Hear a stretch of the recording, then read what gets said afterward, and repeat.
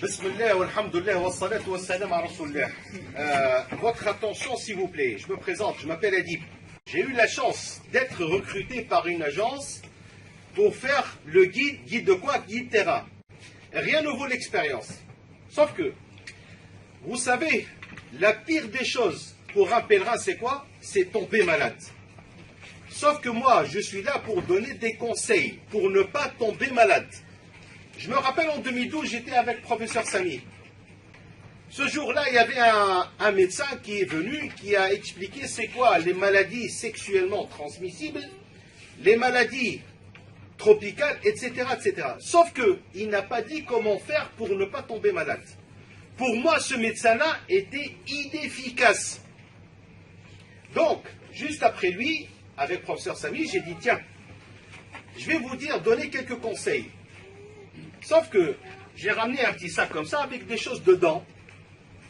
Quand j'ai sorti ces choses-là, professeur Sami et les autres se sont moqués de moi.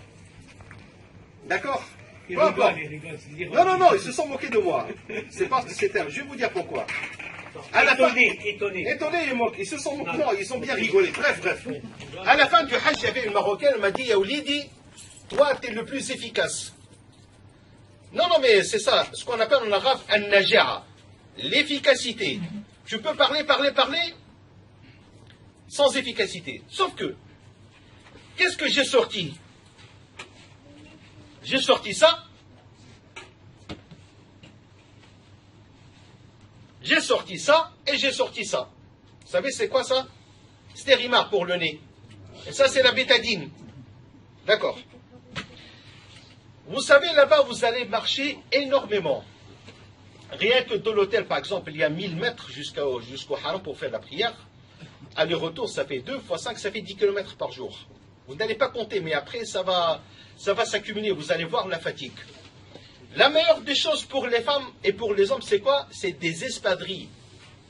Des quoi? Des espadrilles, c'est-à-dire des baskets. C'est pas qu'il faut acheter des baskets qui sont un peu chères, non. Il faut choisir des baskets qui sont souples. Vous allez les mettre et marcher avec, même dans la boutique. Même parfois des baskets à 5 euros, ça vaut le coup. C'est pas question des Nike ou je sais pas quoi. Non. Il faut que ça soit souple, très confortable pour les pieds. C'est très important. En plus, ça, il faut que ça soit avec vous. Des tongs. Ça, c'est chinois, à 5 euros. Je les ai achetés à Saint-Ouen, dans un marché. C'est très souple. En plus, c'est très confortable pour les pieds, pour marcher avec. Il faut que ça soit lavable. Je vais vous dire pourquoi. Haj, est-ce que tu permets تعطيني الصندل بتاعك? Vous savez c'est quoi ça? Pour la marche, c'est inefficace. En plus, pour miner, c'est inefficace. C'est parce que pourquoi? Il y a du cuir dedans. Ça ramasse plein de saleté, ça ramasse plein de microbes. Pourquoi? C'est parce que le jour quand vous allez faire le tawaf, vous allez avoir des micro-blessures. C'est un passage de microbes. En plus, vous allez recevoir des coups comme ça avec des ongles de quelqu'un derrière vous, donc des micro-blessures. Et quand vous allez être à Mina, là, ça devient dangereux. Pourquoi? À Mina, il y a des gens qui viennent là-bas, rentrer dans le campement. Pourquoi? Comme pour les toilettes. Non, mais c'est vrai ou non? C'est vrai. D'accord, ils ont l'expérience. Vous allez voir, moi je ne suis pas raciste, mais je vais vous dire, il y a des gens qui viennent de pays qui ne sont pas contrôlés sanitairement. Pakistanais, du Bangladesh, etc. Ils viennent à pied. Donc nous, les Méditerranéens, nous avons des maladies auxquelles on est habitués. D'accord? C'est-à-dire, comme par exemple le Covid, ça vient de loin, ça nous a tués. Par exemple, il y a des gens qui viennent de l'Amazonie, viennent le peuple kiwi. S'ils ramènent leur grippe, on est mort avec. On n'est pas habitué. Même des gens du Bangladesh, de l'Inde, de la Chine. Ils ne sont pas comme nous. Donc ils viennent là-bas dans les toilettes, ils font leurs besoins. Et là-bas, il y a le problème de la santé. C'est-à-dire, il y a plein de microbes. Et comment on peut remédier à tout ça? Là-bas, les toilettes, ce n'est pas des toilettes comme à l'occidental. Les toilettes à l'ancienne, comme ça. Vous voyez ce qu'on appelle les toilettes turques. C'est ça. Et en même temps, c'est des douches. Donc vous allez être là dans les toilettes, et en même temps c'est une douche. Ah oui, c'est comme ça. Sauf que parfois ils changent. Ça dépend comment on appelle ça, des pays. Et vous allez trouver un bout de caoutchouc, le truc rouge à l'ancienne. Donc il y a des gens qui sont entrés là-bas, ils ont touché un peu ça, ils ont fait leurs besoins. Donc là, il y a plein de maladies. Comment va-t-on faire? Il faut rentrer avec ça, plastique. Il faut que ça soit lavable. D'accord? Et en même temps, avant de partir à Mina, vous allez passer à Bin Daoud, à la Mecque, c'est comme Tati. Vous allez acheter un flacon d'eau de Javel. C'est très important. Avec des gants en plastique. Vous voyez les gants jaunes pour faire la vaisselle. Donc vous allez rentrer et ne touchez pas avec vos mains. Donc, avec les gants, vous allez nettoyer le caoutchouc pour faire les ablutions, en même temps pour nettoyer la place. C'est-à-dire verser de l'eau avec l'eau de Javel pour bien nettoyer. Et vous rentrez avec ça. Et quand vous allez sortir, vous allez nettoyer ça avec l'eau de Javel. D'accord? Je me rappelle en 2012, il y avait quelqu'un qui a chopé la crève. Ça, c'est le truc classique. Vous voyez? Le professeur il était avec nous. Voilà, il y a Mousse qui se rappelle. Le monsieur, le jour de Arafat, au lieu de rester dans la tente faire le doigt, il est rentré pendant 3-4 heures dans les toilettes. Il a eu la diarrhée, le pauvre. Non, mais le risque, il est là. Professeur Samy, quand il est rentré, il était malade pendant 6 mois. Il avait une bronchite. Mal soignée. C'est vrai ou non? Voilà, le risque, il est là. Donc, vous allez acheter des masques. Gardez les masques, c'est très important. En plus, un flacon de gel pour nettoyer les mains, c'est parce qu'il y a l'ascenseur, les boutons, les rampes. Donc, c'est très important le masque avec le gel. En plus, vous savez, pendant les jours de Mina, quand on est en état de haram, état de sacralisation, on n'a pas le droit de se parfumer.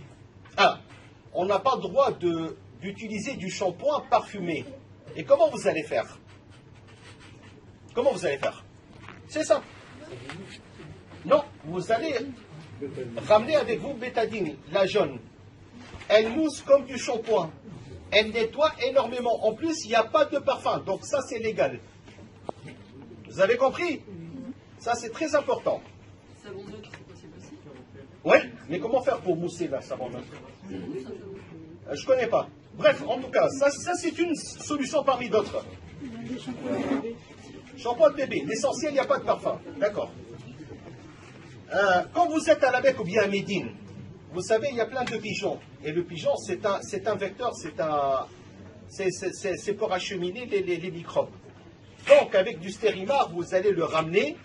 Une fois quand vous sortez et vous rentrez dans la chambre, de façon abondante, vous allez nettoyer les fosses nasales. Comme ça, pour ne pas choper le rhume. C'est parce qu'il y a 3 risques là-bas. Il y a le rhume, bronchite et diarrhée. Ça, c'est les 3 risques. Donc, avant de partir, vous allez voir votre médecin traitant. Vous allez lui dire, je pars en pèlerinage. Il va vous donner les 3 choses. Hein? Surtout pour ceux qui ont le diabète, la tension. D'accord? Et même pour ceux qui sont en bonne santé, le risque il est là. Attention, on peut tomber malade. Donc vous allez ramener du Doliprane, quelque chose pour le nez, quelque chose pour par exemple le Smecta pour la diarrhée, et des antibiotiques pour le truc. Il ne faut pas se dire, moi je suis en bonne santé. Non, non, non, non, non. C'est parce que là-bas, il y a plein. Quand vous allez, la première fois, vous allez choper la crève. Moi, 30 ans, c'est-à-dire 30 fois, je suis parti là-bas, je suis devenu immunisé. C'est-à-dire, tellement je suis habitué, d'accord? Donc, vous allez ramener des médicaments avec. Donc, j'ai dit des baskets pour marcher, etc. Est-ce qu'il y a des questions? Donc, le jour de Arafat, salam wa rahmatullah. Le jour de Arafat, attention, il y a le jour de Arafat. Il y a une différence entre Arafat et Arafat. Arafat, c'est l'endroit, et Arafat, c'est le jour. Donc, c'est le 9e jour de Dhul Hijjah.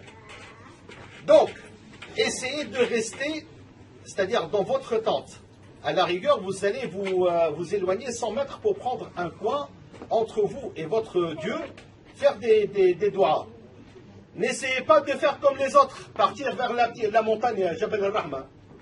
D'accord? Vous allez vous perdre. Là-bas, tout le monde est en blanc. Ce n'est pas une obligation, ce n'est pas une sunna. D'accord? Rasoul sallam il a dit waqaftu hahuna, je me suis mis debout, c'est-à-dire je me suis arrêté là. Wa kullu arafat mawqif. Donc restez dans vos tentes. Essayez de ne pas trop manger. Donc l'agence, elle va vous ramener à manger, par exemple, surtout avec les sauces, les mayonnaises, trucs comme ça. Faites très attention. Essayez de ne pas manger. Manger par exemple des fruits, c'est bien. Boire beaucoup d'eau, c'est bien. Essayez de ne pas trop manger à droite et à gauche. En plus, quand vous êtes à la Mecque, là-bas à la Mecque, il y a, vous voyez l'horloge verte. Vers le 3e, 4e, 5e étage, il y a plein de restaurants. Vous allez trouver Starbucks, vous allez trouver McDo, vous allez trouver plein de restaurants. Essayez de manger là-bas, c'est plus propre. N'essayez pas de manger un peu plus bas. Là, vous allez trouver un Pakistanais avec... comment on appelle ça, le shawarma? Comment ça s'appelle ça? Tu vois? Non, c'est parce que ce n'est pas les mêmes normes d'hygiène. Faites très attention. Ne mangez pas n'importe où. D'accord? Est-ce qu'il y a des questions? Donc, le jour de l'Aïd, Yawm al-Nahar, vous allez faire plein de kilomètres. Le fait de partir des tentes vers le Jamarat, vers la Mecque, et revenir, vous allez faire 22 kilomètres. Faites très attention. Pour quelqu'un qui marche en bonne santé, tant mieux. Donc, c'est parce que ce jour-là, imaginons que vous allez faire Tawaf al-Ifada. Vous savez, il y a combien de millions? Il y a 3 millions qui tournent en même temps. C'est pas dangereux, il y a trop de monde. Donc, essayez de ne pas le faire, de le reporter après les 3 jours. Ayyam al-Tashriq Thalith. D'accord? Ok. Ce jour-là, vous conseillez quoi aux hommes pour les sorcières? Les 6 jours là. Non, non, regardez. Vous voyez les baskets, par exemple, pour l'homme, quand il est en état de ihram, c'est interdit. Sauf que il peut marcher avec les baskets tout en faisant ça. Mais moi, pourquoi j'ai parlé de ça? Ça, c'est plus reposant. Ça, comment on appelle ça, les sandales du monsieur, là, attention, ça blesse dans les côtés. En plus, vous n'êtes pas, comment on appelle ça, vous n'êtes pas habitué. Quand vous allez porter ça la première fois, ça va vous blesser. Parfois, vous allez avoir des ampoules. Ça, c'est très chiant. Essayez de marcher avec ça. Je vous jure, wallah, c'est question de par, comment on appelle ça, par expérience. Même le Hajjous, il va le confirmer. On marche avec ça. C'est la merde. Hein? Même pour les femmes, oui. Même pour les femmes, bien sûr. Non, pour les femmes, vous allez prendre des baskets. Non, non, non, des baskets. Sauf que, regardez, vous allez, montrez-moi vos baskets. Regardez, non, non, c'est pas le bon. Vous voyez par exemple les chaussures mi-talons, un truc comme ça. Non, non, non, il faut éviter tout ça. C'est pas bon. Il faut du plat. Des baskets souples, reposantes. Vous allez marcher avec plein de fois. Et comme ça, vous allez partir avec. Essayez d'acheter par exemple une pointure un peu plus au lieu de 43, 44. C'est très important. Et nous avons encore un mois devant nous. Essayez de marcher beaucoup. Juste pour imaginer quelque chose, quand vous allez faire place de la Concorde jusqu'à l'étoile et faire l'aller-retour, c'est comme le sa'i. Essayez de faire ça, par exemple, 5 km par jour de marche. Ça va tonifier les jambes, les muscles, etc. Vous n'allez pas avoir de problème. D'accord? Et pour ceux qui ont un problème de diabète, truc comme ça, faites très attention. Ayez toujours les médicaments dans le sac à main. Je parle pour les femmes, même sac à dos. Ne jamais mettre ça dans les valises. Ok? Juste vous mettez les passeports dans les valises, d'accord? Quand vous êtes à Mina, bien à l'hôtel, vous allez laisser l'essentiel de tout dans les sacs à main. C'est très important. Et quoi d'autre? Est-ce qu'il y a des questions? Plus fort, plus fort. Non, non, pour moi, le masque, il est obligatoire. Pour moi, hein. Si j'avais l'autorité, tout le monde avec le masque, sinon bye bye. Je me rappelle en 2010, j'ai acheté 2 masques à 20 €. Il y a un professeur, Samy et moi. Moi, je l'ai mis, l'autre, il l'a pas mis. Il a eu plein de problèmes. Moi, j'étais le seul à ne pas tomber malade. Plus fort, s'il vous plaît, plus fort. Le masque, il faut avoir le masque, s'il vous plaît. Très important. Ça évite énormément de problèmes. Ça, plus fort, plus fort. Ceux qui ont besoin de goûter les gaz pour respirer. Oui, oui. Mais bien sûr, mais bien sûr. C'est permis, ça, c'est, vous voyez, avec le desk de la compagnie. Oui. Vous voyez, généralement, c'est pas interdit, oui. Excusez-moi, par exemple, ma mère, elle est sous insuline. Oui. Mais du coup, ça doit rester au frais. Bien sûr, c'est bien équipé là-bas, attention. Ah oui. Même à l'hôtel, il y a plein de... Dans l'avion. Ah, dans l'avion, non, pendant quelques heures, je sais, non. Sinon, vous allez voir avec une hôtesse, ils ont plein de frigos à l'intérieur. Vous allez lui donner ça et se rappeler de ça à la dernière minute. Mais vous, par exemple, vous allez faire, bien madame, vous allez faire plus attention que les autres. D'accord? Il faut toujours être sur le... Oui? Au sein de l'agence, il y aura un médecin. Il y a un médecin. Regardez, pour les Saoudiens, ils sont très équipés. Si vous tombez malade dans les qadr, vous serez en prise en charge à 100%. Ils sont bien équipés pour ça. Ils connaissent tout. Pendant le Hajj, le meilleur service dans le monde entier, sanitaire, médical, c'est pendant le Hajj. Il y a des médecins partout. Il n'y a pas de... Ça, là, hop, c'est bon. Exactement. Ils sont équipés pour ça, pour faire la dialyse. Il y a des hôpitaux mobiles. Hein. Sauf que vous ramenez une comment on appelle ça, un truc, ordonnance ou je ne sais pas quoi avec. Là-bas, il y a une prise en charge totale. Oui, ça va. Il ne faut pas s'inquiéter. Bien sûr, ils sont très... Oulala, ils sont très... Même à Mina, il y a un hôpital. Non, même à Mina, il y a 2 hôpitaux. À Arafat, il y a un hôpital. Non, ils sont très équipés pour ça, oui. En comparaison avec une Rwanda. Oui. Rwanda, c'était des agences qui géraient. Ouais. J'étais là-bas, c'était des agences. Ouais. Donc là, en vérité, c'est que des Saoudiens qui gèrent. Non, il y a les deux. L'agence, elle s'occupe des guides terrain. Parfois, elle a 2-3 guides. Généralement, ils ne vont pas vous laisser seul. Vous n'êtes pas livré à vous-même. Et en plus, il y a les Saoudiens. D'accord? Bon. En fait, je crois qu'il ne faut pas s'inquiéter du tout. Vous allez être pris en charge obligatoirement. C'est une obligation, c'est pas vous dites non. Vous arrivez là-bas direct. En fait, vous ne sortez pas, par exemple. Là-bas qu'on va découvrir dans quel hôtel on est. Bien sûr, non. Non, d'ici. Vous connaissez l'hôtel? Non, regardez. On a encore le temps. Regardez. Professeur Samy, donc, il vous a donné un dars, une petite leçon. Sauf que ça ne suffit pas. Quand vous allez sortir, vous allez tout oublier. Je vous conseille aujourd'hui, vous rentrez sur Internet, il y a plein de dourous, plein de leçons. Vous allez voir ça, visualiser ça pendant, c'est-à-dire pas mal de fois, plusieurs fois, et prenez des notes, et prenez des notes. D'accord? Et ne rentrez pas dans des discussions stériles. Non, c'est pas comme ça, non, c'est comme ça. Tu fais ce que tu veux. L'essentiel, tu prends ça sur Internet. Il y a plein de leçons en français. D'accord? L'essentiel, le professeur Samy, il a donné les grandes lignes. Parfois, c'est-à-dire sur Internet, vous allez trouver des trucs en détail. Prenez des notes. Donc, l'intelligent, il fait quoi l'intelligent? Il prend des notes, il fait une synthèse, il prépare sa leçon, c'est comme s'il était sur le terrain. Et là, il commence à procéder pas par pas. Ok? Est-ce qu'il y a des questions? Oui. Pardon, excusez-moi, parce que là, nous sommes obligés de partir dans l'autre côté de la Kaaba. Hajj Mous, Bismillah, Mashallah, il a construit une belle Kaaba, vous allez voir, elle est belle, vraiment belle. Et vous allez voir comment on fait le tawaf et le sac. Pratiquement, c'est bien la pratique. Bien sûr, le côté Guinée, Arafat, et Hawla Ta'ala, vous allez avoir des guides qui vont vous aider, ça c'est sûr, il ne faut pas s'inquiéter. En fait, rappelez-vous une seule chose. Le premier mot que je vous ai dit, c'est quoi? Niya. L'intention. Si vraiment vous avez confiance dans Allah subhanahu wa ta'ala, wallahi, tout ira bien. Tout le problème, je vous dis, hein, si on résume, faites confiance à Rabb al-Alamin. Il va vous guider. Voilà.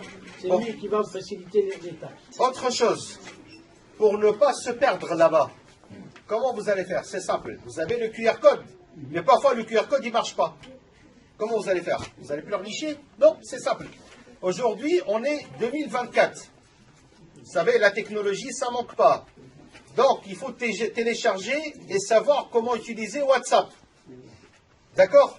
Déjà, les WhatsApp, les appels comme ça ne marche pas. Il n'y a que des messages vocaux et des messages écrits.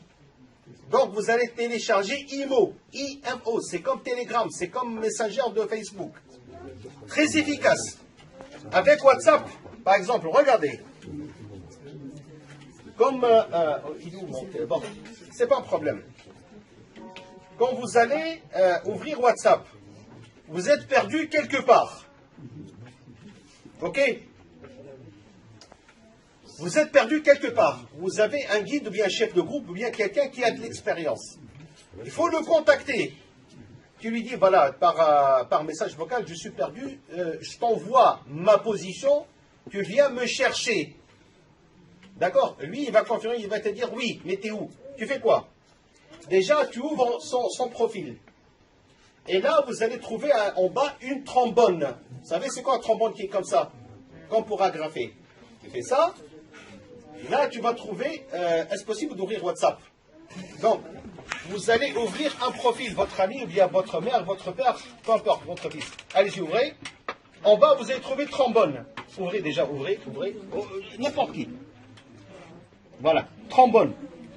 Voilà. Vous avez ouvert trombone. Là, vous allez trouver document, caméra, galerie, audio, localisation qui est en vert. La localisation, là, il vous donne votre position par rapport au satellite. Vous avez, c'est-à-dire toucher là, partager localisation en direct. Et envoyer votre localisation. Là, envoyez votre localisation, vous allez lui envoyer l'adresse là où vous êtes. Donc, il sera là où vous êtes, il viendra vous chercher. D'accord? Le Waze là-bas, parfois il marche, parfois il ne marche pas. Mais vous avez Google Maps, il marche très très bien. Oui. Non, il faut avoir Internet. Il faut avoir Internet. Regardez, il y a autre chose que j'ai oublié. Excusez-moi. Non, pas quand vous êtes une fois arrivé là-bas, la première des choses, faites une puce. Ça coûte 6 €, 22 rials. C'est obligatoire. Pour moi, c'est obligatoire. Pour votre sécurité. Et comme ça, vous allez regarder, c'est-à-dire à l'hôtel, il va vous donner une carte visite, vous la prenez en photo.